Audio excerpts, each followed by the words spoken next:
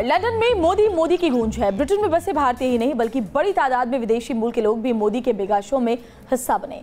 London के ऐतिहासिक hall में भारत की बात सबके साथ के रंग आपको भी दिखाते हैं। तालियों की गगनभेदी गूंज, परदेश में हिंदुस्तानी धुन और लोगों का अभिवादन करते प्रधानमंत्री नरेंद्र मोदी। लंदन के ऐतिहासिक वेस्टमिंस्टर हॉल में जब पीएम मोदी ने दस्तक दी तो नजारा कुछ ऐसा दिखा। मेगा शो में हर कोई उनका इस्तकबाल कर रहा था और सामने वो भारत की बात सबके साथ नाम का मंच, जहां से पीएम मोदी देश दुनिया के तमाम युवाओं से रूबरू हुए। उन्होंने सवाल जवाब के अंदाज में प्रसिद्ध गीतकार प्रसून जोशी के साथ भारतीय समुदाय को संबोधित किया। विश्व को संकटों से बाहर निकालने का सामर्थ्य इस धरती में है, ये दुनिया को पता चले। मोदी की छवि चमकाने में मुझे इंटरेस्ट नहीं है, हिंदुस्तान की छवि चमकाने के लिए जिंदगी खपाने में मुझे इंटरेस्ट है। लंदन का ये वही ऐतिहासिक वेस्टमिंस्टर हॉल है जिसने कभी महात्मा गांधी की मेजबानी की थी, तो अमेरिका के महात्मा गांधी कहे जाने वाले मार्टिन लूथर किंग की मौजूदगी का गवाह रहा है। और इसी हॉल से पीएम मोदी ने दुनिया को भारत की ताकत का एहसास कराया। उनसे मन की बात की। भारत की बात सबके साथ कार्यक्रम में पीएम मोदी ने सबका दिल जीत लिया।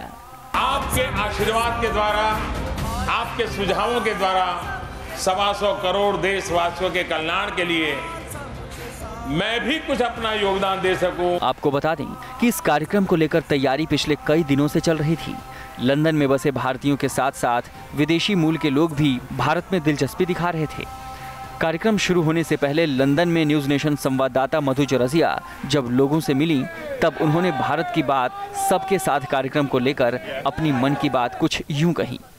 मेरा मैसेज सारे भारतीयों के लिए है कि अपनी एकता का सबूत आप अलग-अलग जगहों पर जाकर अलग-अलग तरीके से अपना प्रोटेस्ट सपोर्ट करना चाहिए। कांग्रेस को साथ देते हैं, मुझे लगता है कि दूसरे देशों में जाकर उन्हें सपोर्ट करना चाहिए। हम इंग्लैंड में रहे चाहे इंडिया में रहे, doesn't matter, we just support Modi ji, that's all.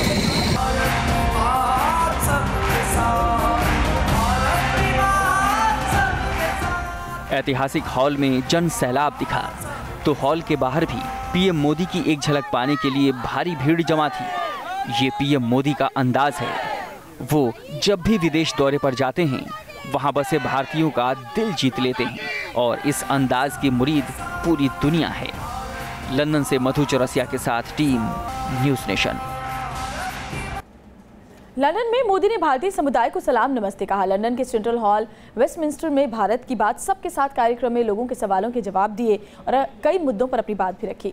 साथ ही पीएम ने यह भी दोहराया कि देश उनके लिए कितना अहम है। फिल्म से लेकर हकीकत तक हर जगह बेटियों का दर्द छलका है। इस दर्द को आज हर कोई महसूस कर रहा है। इसकी टीस लंदन में भी सुनाई दी।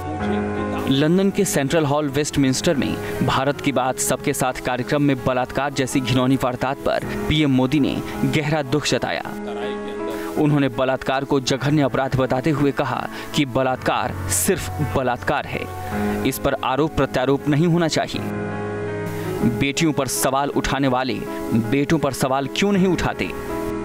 बलात्कार बलात्कार होता है। एक बेटी के साथ ये अत्याचार कैसे सहन कर सकते हैं? और इसलिए मैंने लाल किले पर से एक नए तरीके से इस विषय को प्रस्तुत किया था। मैंने कहा अगर बेटी शाम को देर से आती है तो हर माँ बाप पूछते कहाँ गई थी, क्यों गई थी, किसको मिली थी। फोन पे बात करते माँ देखते, बात बंद करो, किससे बात करती थी, किसके बात करती। अरे बेटियों को तो सब पूछ रहे हो, कभी बेटों को तो पूछो कहाँ गए थे। देश के लिए चिंता का विषय है और ये पाप करने वाला किसी का तो बेटा है, उसके घर में भी तो माँ है। सेंट्रल हॉल वेस्टमिंस्टर में मोदी को सुनने के लिए लोगों की भीड़ उमड़ी थी। वहीं देश और दुनिया भी मोदी को सुन रहा था। मोदी ने गरीबी और पिछड़ेपन का भी जिक्र किया और कहा कि उन्होंने किताब पढ़कर गरीबी नहीं देखी, वो उस जिंदगी को जीकर आए हैं। पीएम मोदी ने राजा रणथीदेव की कविता का जिक्र करते हुए कहा कि न उन्हें राज्य की कामना है न मोक्ष की। हमारे यहाँ राजा रंतिदेव ने कहा है और बहुत ही अच्छा कहा है राजा रंतिदेव ने, और एक राजघराने से निकली हुई बात है। उन्होंने कहा है, न काम ये राज्यम न मोक्षम न पुनर्भवम, काम ये दुक्ता नाम प्राणी नाम आर्ति नाशनम। न मुझे राज्य की कामना है न मुझे मोक्ष की कामना है, काम ये दुख तप्तना प्राणी नाम आर्ति नाशनम। अगर मेरे हृदय में कामना है तो मुझे उन दुखी दरिद्रियों की सेवा करना, यही मेरी कामना है। उसी कामना को लेकर के हम चले। पीएम ने लंदन से दिल की बात की और कहा कि वो भारत के लिए जीते हैं और लोग उन्हें सुझाव दें कि कैसे भारत को और बेहतर बनाया जा सके। लंदन से मधु चौरसिया के साथ टीम न्यूज़ नेशन। भारत और इजराइल दोनों देश दोस्ती की राह पर मजबूती से खड़े हैं और ये रंग इजराइल के स्वतंत्रता दिवस पर भी नजर आया। दिल्ली में इजराइल ने अपनी आज़ादी का जश्न मनाया और भारत के साथ मजबूत संबंधों का बखान भी किया।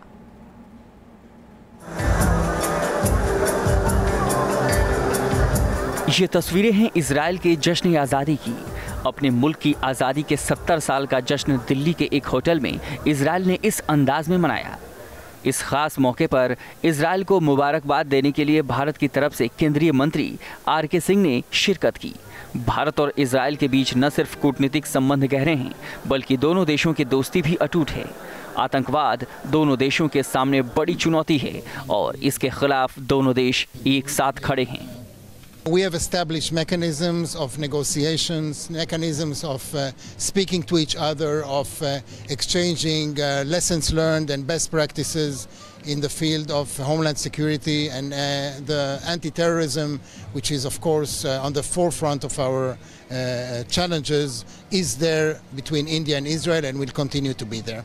इजराइल का भूगोल दुनिया में एक छोटे से देश के तौर पर है, लेकिन जंगी इतिहास हो या फिर ताकत और तकनीक, उसका लोहा पूरी दुनिया मानती है। आज़ादी के मौके पर इजराइल ने भी भविष्य का खाका खींचा और उसके मुताबिक अनुसंधान, शोध, तकनीकी विकास और शिक्षा स्वास्थ्य पर सबसे ज़्यादा जोर रहेगा। Israel has developed a very strong agriculture and a very strong economy, and we are number one in the usage of efficient usage of water.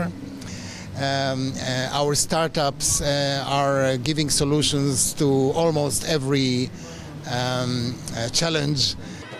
PM Modi के इजराइल दौरे और इजराइल के पीएम बेंजामिन नेतन्याहू के भारत दौरे ने दोनों देशों को बेहद करीब लाकर खड़ा कर दिया है। दोनों देशों की दोस्ती इस साझेदारी को और आगे ले जाने की राह पर है। वीडियो जर्नलिस्ट अतुल राज के साथ मधुरेंद्र कुमार, न्यूज़ नेशन, दिल्ली।